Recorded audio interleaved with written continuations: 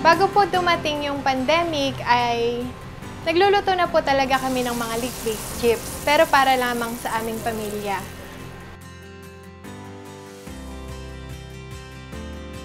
In September 2023 po, nakita namin yung idea na itong mga leaf-based chips na to ay pwede palang ibenta.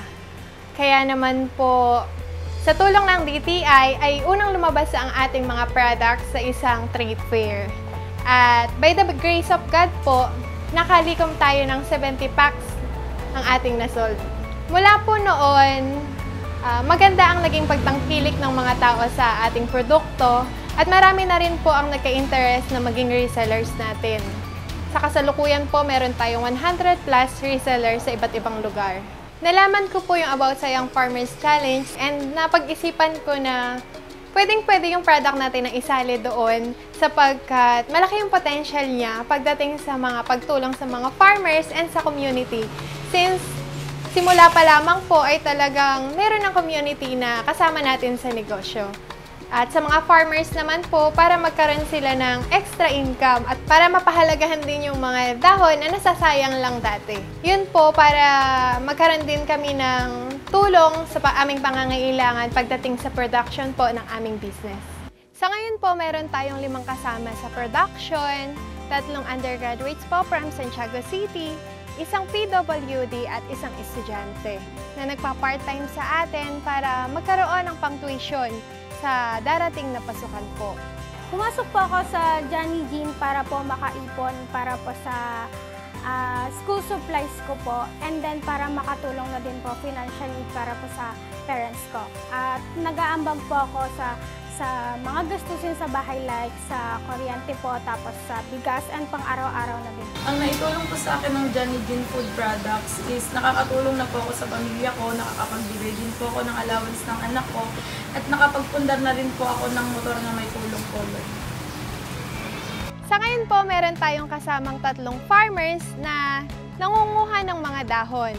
Binibili po natin ito sa kanila ng 100 per kilo po. At nangangailangan tayo araw-araw ng 6 kilos ng dahon. Kaya naman po ito ang nakakatulong sa kanilang pang-araw-araw na pamumuhay. Sa kabuuan po, meron tayong 8 kasama sa ating negosyo. At sa bawat bili nyo po ng ating chips, ay 8 tao po ang natutulungan nito. Sa ngayon po, meron na tayo sa Regions 1, 2, 3, NCAR po. At patuloy pa po tayong mag-o-open sa ibang mga tourist spots po. Ang mga available flavors po natin sa ngayon ay classic, sour cream, honey butter, spicy barbecue, and barbecue. Meron din po tayong kamote, kulitis, saluyot, at kangkong chips. Ang AMAD po malaking tulong po sa atin sapagkat mas nakita po nila yung impact ng ating product mula nung naka-join tayo sa YFC. Nais po nating magkaroon ng sariling farm nang sa gayon ay maging stable po ang ating supply ng mga dahon at mas makatulong pa po tayo sa maraming mga farmers. At patuloy po nating pinalalawak ang sakop ng ating mga produkto para marami pa pong mga customers ang maabot nito. At ito po ang dahilan kung bakit nais natin na mas mapalago pa ang ating negosyo. Sapagkat ito po ay negosyo hindi lang ng isang tao, kundi ng buong komunidad. At sa tulong niyo po, ay makakamit natin ang ating goal, which is to empower community through agriculture.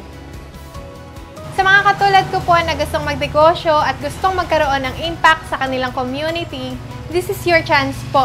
Ipakita nyo kung anong meron kayo. To God be the glory. Johnny Jean, pure goodness, pure gladness.